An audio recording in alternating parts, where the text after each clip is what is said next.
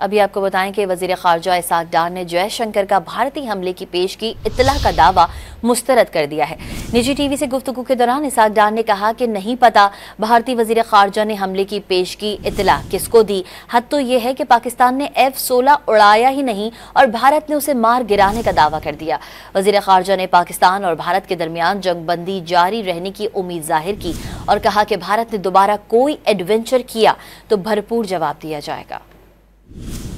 अभी आपको बताएं कि वजीर खारजा इसाक डार ने जयशंकर का भारतीय हमले की पेश की इत्तला का दावा मुस्तरद कर दिया है। निजी टीवी से गुफ्तगू के दौरान इसाक डार ने कहा कि नहीं पता भारतीय वजीर खारजा ने हमले की पेश की इत्तला किसको दी। हद तो यह है कि पाकिस्तान ने F-16 उड़ाया ही नहीं और भारत ने उसे मार गिराने का दावा कर दिया। वजीर खारजा ने पाकिस्तान और भारत के दरमियान जंगबंदी जारी रहने की उम्मीद जाहिर की और कहा कि भारत ने दोबारा कोई एडवेंचर किया तो भरपूर जवाब दिया जाएगा।